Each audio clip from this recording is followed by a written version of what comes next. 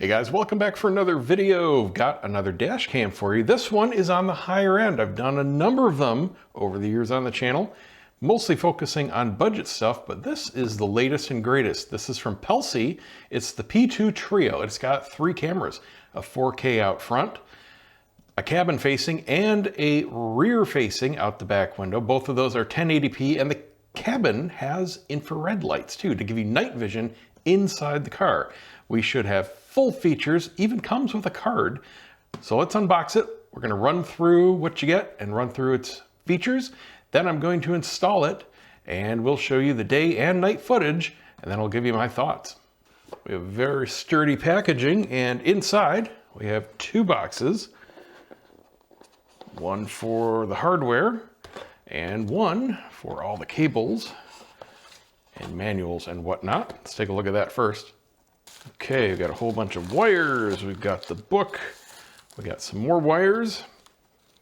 This is our rear-facing camera. We've got a 360-degree rotating bezel, so you can stick it to your window. And I also note that they have the power cord and data cord coming out the side, which I really like. A lot of these rear-facing have the power coming out the top, which can make it a little tough if you want to put this all the way up against the top of your window. Sometimes there's a nice strip up there and you can completely hide it, but if you got a power cord, especially if it has a cable connection, this has it inline, which makes it even easier, then you have to drop it down, sometimes several inches. So I dig this. It'll make for a nice tight connection up on the window. And then a TRRS on the other end that will connect into the cam. And here we have a power adapter. We've got USB-C, which will go into the cam in the front. And this is obviously a 12-volt adapter. And we do have a pass-through USB-B connector, probably a 2.0, I'm sure. And that's obviously power only. So it'll give you an extra USB port. Now, I'm not sure if this is going to be used for anything in the system. I doubt it. I think it's probably just an optional extra that you can use if you wish. And this should be providing all the power to the system. Now, this also does have, like virtually all the cameras these days, a parking mode, which is optional with the addition of a hardwire kit. And the reason those don't come with really any dash cams is because you have to customize it to your vehicle. It depends on your fuse size. There are 3 common fuse sizes, at least here in the US.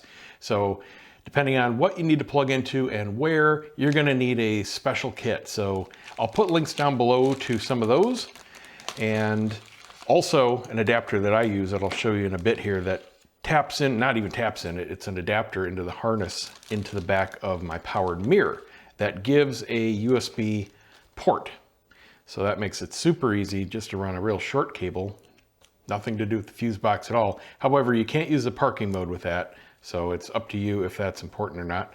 We've got some 3M tape here that I'm getting off the microfiber cloth. This doesn't feel very good. This is stretchy and a little rough. So good enough for dash cam use, but I would not put this on a camera lens or a phone. Just a note. But it's there, it's free. And we've got our warranty and our please leave a review stuff. And it looks like a card here to install the app. I like when they give you the barcode for that. And you can get an extra 6 months warranty if you register it. So that's cool. Got a spudger here for tucking and getting panels to move where you need them to in the car. I have a whole collection of these. This one feels pretty good. It's on the stiffer side. I like that. A lot of these are a little too soft, and the edges, after just one use, they're all chewed up and bent, and you have to throw it away. This one is a little extra stiff, and it actually has ribbing on the back. This is the only one I have like this. All the others are just solid plastic, which actually flex more than this. So that's cool. This one might last me a little while. And then, oh, what are these? These, I think these, I've seen this on a couple other makes recently, might be for the outside of the glass, and they might be for preventing rain from fogging up on the outside of your windows. So your lens will always have a clear view. We'll check the install instructions here to be sure, but that is usually what they're for. And we've got 2 each.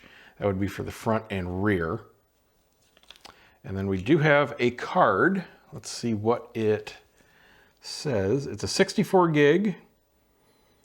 And it looks like it's basic. Obviously a brand I've never heard of. But dash cams don't need all that much as long as it's durable enough. And obviously 64 gigs is a good size. But we are recording 3 streams. So you may want to put in a larger card if you drive a lot and you record a lot of footage. You know, 128 or a 256 gig, good card like a SanDisk Ultra Extreme or an Extreme Pro, even better, or an Endurance series, you're only talking about 30, 35 bucks. So it's nice that they give you something to get you up and running, but great cards with a lot more storage are also super cheap. So I'll put links down below for that as well. And then we have these guys here. I have a whole bag of these guys. These are for routing cables on the inside, just some very low quality adhesive. They all use the same stuff. It's just a double backed foam adhesive. It's not anything like the 3M stuff. This is good. This is very high bond VHP. You can get a whole roll of this and cut it to whatever size you like for just a few bucks. Oh, again, I'll put a link down to that. I use this stuff all over for projects. I suggest that if you do want to use these, which are fine, because they make for routing cables where you can't get behind panels super clean and easy, just peel this foam right off and put on the 3M stuff. This is not permanent, but man, it holds 10 times better than this. This will come off super fast the first time you park your car in the sun, especially if the plastic has any kind of texture on it, which virtually all car interiors do. It's just not big enough and strong enough to even hold this little piece of plastic. So just a note there, but I avoid these if possible. I do have to use them sometimes, like in the back of my wife's car at the moment. I do have these around a corner because there's just no way to get her power cable for her rear camera to go behind a cable. So then we have our manual. Not going to bore you with this. We've got 4 languages. We've got all the basic stuff. I'm going to run you through the features after I install it, but I have taken a look through this online and it's all the standard stuff. You know, it is very late model. We have 5G Wi-Fi, so you can transfer your stuff to your phone or whatever very quickly. You're still going to get better performance taking the card out into a computer, but let's face it, that's not always convenient, especially in a crash or something, and you need to get this footage to your phone to send to somebody, give to the police, to view yourself, whatever. So as long as you can power up the camera and connect it to your phone, that 5G Wi-Fi is going to transfer these way faster than non-5G Wi-Fi models, which most of them out there still aren't. So that's very cool. Basic function buttons on the bottom there. Well, let's get to the good stuff now. Take a look at the camera. Now this is a screen model, rear facing. However, you can turn the screen off. You can also cancel recording at any time of audio and cabin video. So if you want some privacy. Oh, this is a lot heavier than I was expecting. Usually, man, they're just featherweight and thin feeling. This, I almost thought it was metal pulling this out. This plastic is very nice. It's got a slight texture to it, like it's made out of aluminum, and it feels just substantial. That's really neat. All right, so let's do the peel here. These little 4 dots you see are infrared LEDs, and they will come on. You won't see anything, but they will enable the video to be very bright, in black and white, but very bright at night in the cabin. And this is on a ball mount, so you can aim it wherever you need to. Now, obviously, it's a good size camera. You know, it's not a stealth install, and this does need to be clear facing into the cabin. And of course, you're going to probably want to be able to see the screen from the driving position. So it's not something you're going to hide behind the mirror like some other models, but that's what this is designed for. So that's not a problem whatsoever. We do have GPS, which will give you the ability, it's optional, to put your location and a speed overlay on all of your video. Not everybody wants or needs that, but it's there. You get it. You don't have to pay extra for it. We've got our connection here to, I would imagine that's power, although it's facing the rear, so that's a little strange. We've got our card access here and an internal microphone. Looks like maybe they've got right and left. Not sure. Got an R there on that. Oh, that's probably reset. Sometimes there's a right and left mic. This just has one. That's fine. Got our buttons on the bottom. This is our power, and a tap of it while it's running should turn off the cabin and the audio. And then our buttons for going through all the menus. Take a look at the screen here. Now, why is this?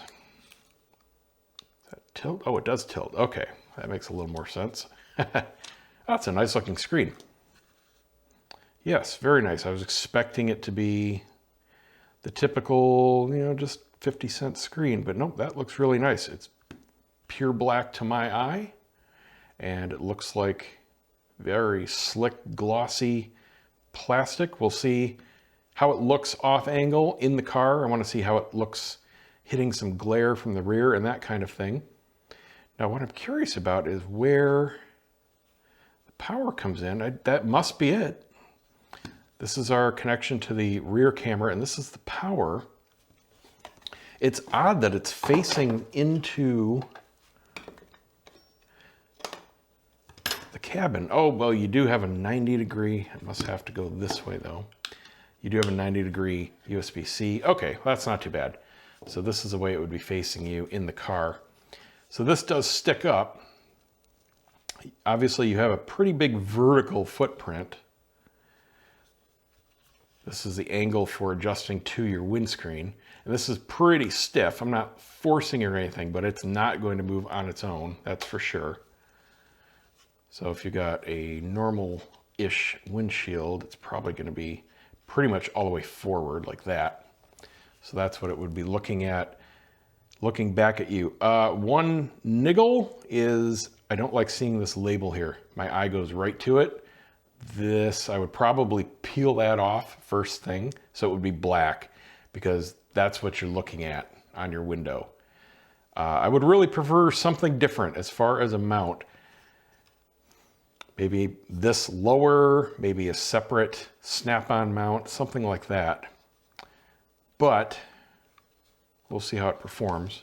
And we have, again, 3M very high bond adhesive on here. I don't see, okay, we do. I was gonna say, I don't see additional pads. Usually they'll give you at least two. That way, if you screw up the mount, you've got another one. But again, you can just cut your own at any time. There's nothing special about this stuff. This would be for the rear and this for the front. Let's peel this one off here. Now we do have wide angle lenses for the rear and cabin at 150 degrees, and then ultra wide for the front at 170 degrees. And this has adhesive all the way down to the tip of this tab. So it's being very difficult to take off. And it is stuck on with a lot of adhesive. All right, another little quality control thing there. They need to make a big adjustment to their decals, because that did not come off very easily. But we'll wipe it all off, make sure it's all clean. Do have a glass lens there, and there's no adjustment here. And it doesn't look like there's any provision for an optional polarizing filter, which is important here in Florida, and I'm sure lots of other areas as well. But we'll take a look at the performance and see how bad it needs it. Although I have to say I have not yet seen any dash cam that didn't benefit from having it. But you know what? That's not the norm. Most models out there don't have even an available polarizing filter. It's just one of those really nice features that you should take advantage of if possible. So there you go. Here's what you get. Let's go throw it in the car. And we're rolling. All right, so the first thing you want to do when you're doing this or any other cam, plug it in, plug all the cameras in, plug the power in, power it on, put your card in. It'll probably give you a no card found warning, first of all. It'll want to format it. That's the very first thing you have to do, because that's what it uses to do all of its work. So you format the card, then it will power everything up, and you can actually get into settings. Now, settings is the second button down here. And we want to do that first because Wi-Fi is always off by default on these. So in order to connect to the app, to update the firmware and change settings the easy way and all that, you want to turn on your Wi-Fi. So you just use the buttons down here. Now note there are 4 designations for the controls, and this is for going through everything in the camera, but they don't exactly line up, you can see, to where the buttons are. So just make sure you're pressing the right one. It's no big deal, just a little thing. They should line those buttons up exactly under the icons. That's all, no big deal there. But we'll go into settings. Parking mode is optional on this. As long as you have the hardwire kit, then that will activate. If you try it now, it'll just say it requires the cable, and that's so it can run with the car off, and it will run the car battery down to power this for a certain period. Just note that they can be troublesome. We did have a couple vehicles. My wife has gone through a number of cars in the last few years, and a couple of them were very sensitive to how these parking cable kits run the battery down. The car computers themselves didn't like the extra low voltage, so your mileage may vary there. I don't use them, but we don't park anywhere where it's a big concern. So File Explorer will just show you everything that's on the card once you start recording stuff. Settings is where you should go through everything first of all. Oop, got to turn my car back on. I just went through all of the procedures for this and got it all updated. It took about 10 minutes total, and that's when my car turns itself back off if you haven't started it. So anyway, back into settings here. Voice control. This isn't a settings thing, it's just a handy dandy little cheat sheet for all the commands that you can use for voice control. You can open a certain camera, you can turn the display on and off, save a picture, lock the current clip, all the normal stuff that you would expect from a full-featured voice control camera. So that's very cool, and you can turn the feature on or off completely, and I'll show you that now in settings. So once you've turned Wi-Fi on, that's the only thing you need to do from this menu. Go into settings, and the first thing you're going to want to do is connect to your app and update the firmware. So that's what I just did. Now in settings, the only thing I had to do here in order to use it correctly here in the US was go and change the recording hertz from 50 to 60. For some reason, some of the units in here were defaulted correctly to North American, but some were still European. So just go through everything. Loop recording, you can turn it on or off, and that will basically overwrite. If you're using a really small card, but you're going on a long trip, let's say, it'll overwrite once it gets full and start back from the beginning. And this lets you set how big of a chunk the video sections will be. Not a huge concern, especially if you got a large card. You might be storing weeks or months worth of footage on here. Go back. Video resolution. Whoop, wrong button. Video resolution. Basically, you're just changing the front camera resolution. The cabin and the rear are always going to be 1080p, and you can save a little bit of space if you want to record 2K instead of 4K in the front. Trust me, there's zero reason to change that. Just keep it 4K. Sound recording, you can opt to record audio or not all the time.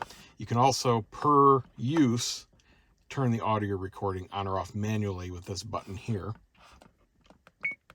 Collision detection sensitivity, there's a built-in shock sensor. So if you get in an accident, it'll detect that impact and automatically lock the clip. So you don't have to worry about losing whatever just happened on your card. It's locked, it cannot be deleted by the camera. You have to take the thing out and manually kill that file if you ever want to delete it off the card.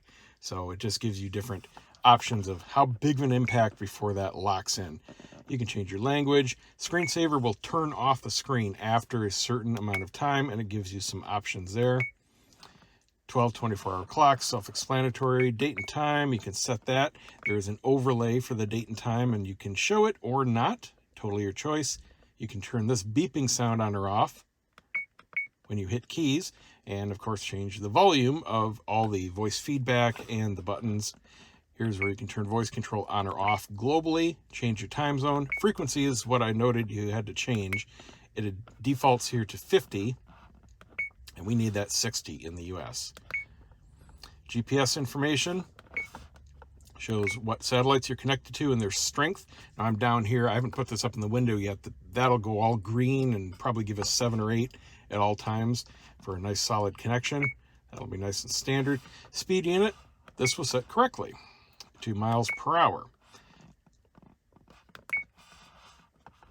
Next we have the time stamp and display GPS speed. That's for optionally displaying those overlaid on your video, baked into the card. If you don't want that, you just turn these off. Now, if you have maybe teenagers and you want to automatically send a audible warning here when they go certain miles per hour over the speed limit.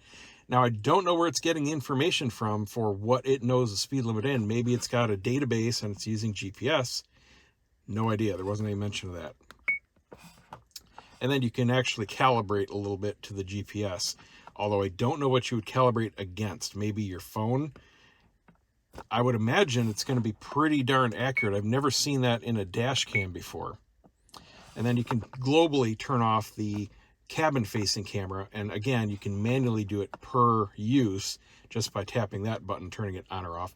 For the rear, because you can put it in basically any orientation, you can flip or mirror the video, so that's good depending on where you need to route it and where the power cable is going to end up. And down here, loop locked videos recording. This is basically going to make sure that you don't overwrite the looped videos, which would basically render a card useless once it gets filled. So I don't know who would be using that, but it's there. And then of course you can delete files manually. You can format the card. I don't know if the format would auto delete the locked files. I think that would be the only way that you could, but again, it's a manual thing. Factory reset if this thing gets totally glitchy or you're passing it on to somebody else. App downloading is cool. I haven't seen this before. This is what I use to download the app. It just brings up a handy dandy QR code. Just bring up your photo app on your phone and download the app. That was cool. Didn't even need to look in the manual. So that's all the settings. Pretty straightforward, but fully featured. And like I said, I just updated the firmware, so it's good to go. I did note that it didn't have an HDR function. And I've seen that in, I don't know, the last 6 or 7 dash cams. It's pretty common these days. So maybe it's just built in and there's no option to turn it on or off. I've always wondered why they ever had an option to turn it off. You always would want to use the most dynamic range in a camera. So I imagine it's just on by default. So now I'm just going to put it up in the windows and let's go for a ride. You can see here, this is the default view. Let me pick it up without pressing buttons. Got our front facing camera there. Cabin facing camera. And the rear is currently in my seat. So it's showing my seat. So just one thing to be aware of here that they should probably redesign on the rear facing cam. There's not enough clearance to rotate this into any position. Now, luckily, I've got just enough. I need 1 click back from where it stops to match the angle I need. See, I've got my other one over here, so I'm just matching that angle since I know it's correct. But if I needed it to point more forward, it's hitting the glass. There's just no clearance for that to rotate. So might have to build up the tape or put a plastic block in between this and give yourself more depth if it comes to that, or find a different place to mount it where you don't need such an angle. But this is a pretty typical small SUV rear window. It's nothing unusual. So that's that. Okay, I'm just checking my angles here, and hey, I've got everything pretty well lined up. We do have plenty of room here to adjust the cabin camera. It's on this ball mount. So I have the camera mounted on the passenger side. So it's up high, but I can see the screen here. Otherwise, it would be behind my mirror. You, of course, can mount it anywhere you like, but you can see that no matter which side you've got it mounted on, center, passenger, or driver, you've got plenty of adjustability here. So you can see everybody in the car.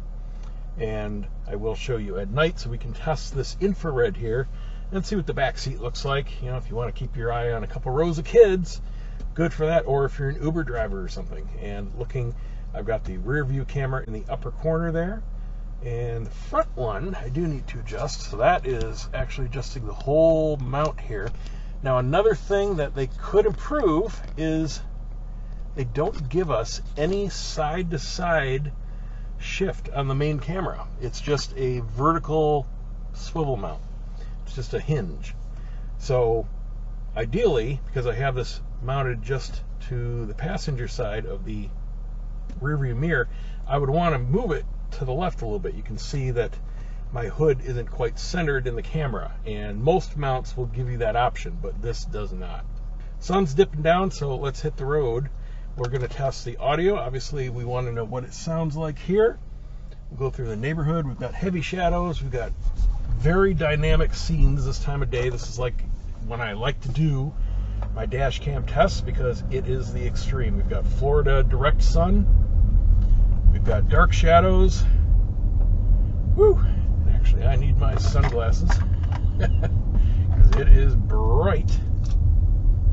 I'm going to take you on the highway here. We'll get up to speed. We'll test the road noise. Want to see how we can read plates, and then I'll repeat everything at night, of course. Oh, okay. With these polarized sunglasses on, the screen is mostly black, mostly unreadable. It is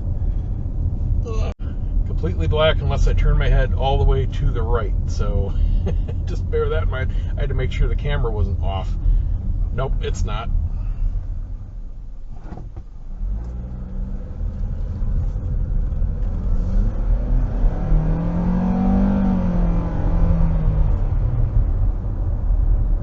We got that Tesla 2 car lengths behind to the left. See what it looks like on the rear view camera there. See what the detail looks like coming in and out of these sun pockets. We're coming up some traffic. Pay attention to how license plate look from the front. That's the main advantage to using a 4K front camera, is being able to resolve the fine details. This is always such a sketchy intersection with people trying to cut across out of McDonald's to turn left. This is an insane area with huge apartments you can see building right now across the street, adding thousands of cars to this intersection and still no dedicated turn lanes. It is a nightmare for people having to go to work in the mornings. All right, so this is a 55. Oh, come on, people. 40 and a 55. Let's go. Let's go. I just want to go up here. I was going to go up to our next main entrance. We're not even hitting 55 yet. I'm going to shut up for a second. So I've got about 3 car lengths in between me and that little thing in front. See if we can read the plate.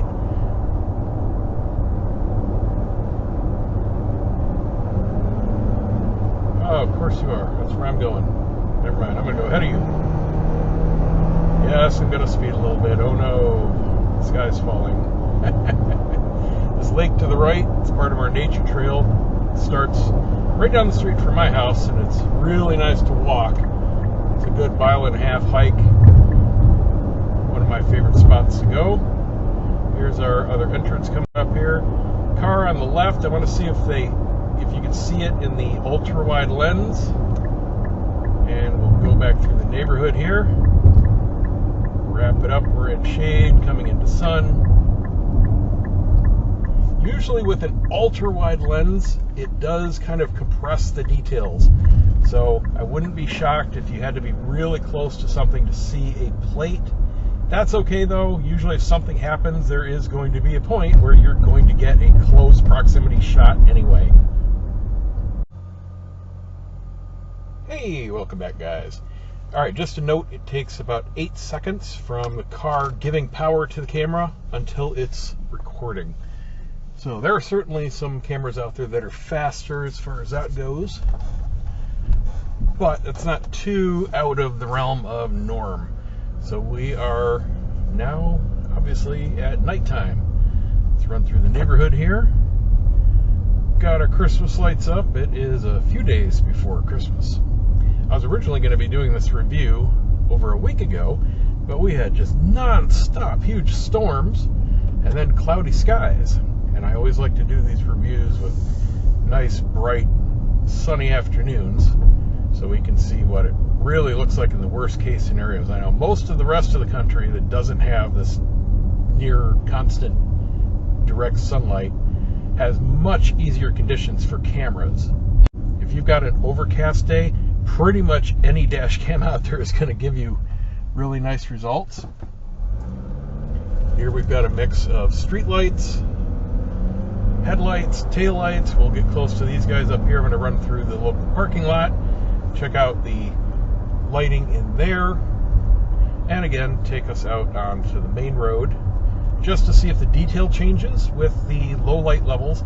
I haven't seen too many changes in the past, I don't know, at least 2 years of new cameras coming out. The sensors are just really good quality. So I'm about 3 car lengths behind the car. We'll see if we can read the plate. 2 car lengths, 1. So that'll give us a good indication for the detail there at slow speeds when something might happen. And we'll just run through this really quick. This is a really well-lit parking lot. Nice bright lights in the main one coming up here. So it should have absolutely flawless looking video with no kinds of artifacts or grain or lack of detail. Now let's go back out onto the road.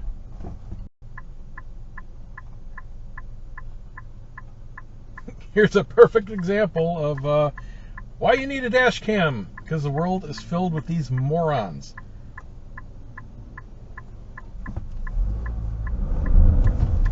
Fuck.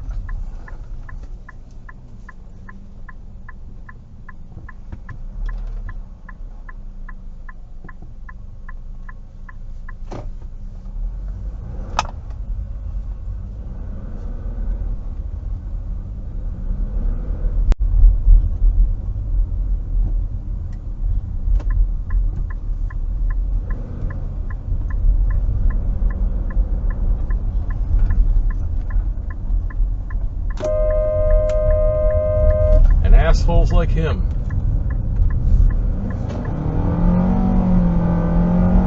Alright, so let's check out the infrared camera. Looks pretty bright. I'm just seeing a little tiny corner of the screen there, but I can definitely see myself. It'll certainly look different on a big display. What's really nice is it makes the nighttime sky and road look really normal. It looks like it's twilight on the screen here. I'm curious what it'll look like when I edit, but it's pitch black outside. I just see the reflections of the road stripes and, just a little tiny detail of clouds, but overall, a lot more detail in the video, so that's really nice. I want to say that's even better than my Garmin Mini 2s, which I'm currently running as my main cameras. Not so much for the quality. They're only 1080p and they're very low feature, but they're tiny and they're just for emergency purposes, no extra stuff. So I don't mind that they're just plain.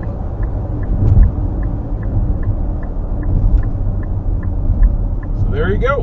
I will, of course, put links down below to everything I mentioned. This camera, by the way, is a freaking steal. There's a huge $50 clickable coupon on the page right now, bringing this down to under 130 bucks. That is phenomenal, considering you get everything you need to be up and running in the box.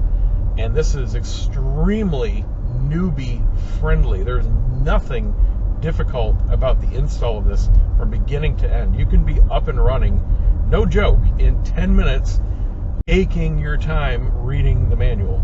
So definitely recommend it to anybody looking for their first dash cam. All right, that's it. Hope it helps. See you next time.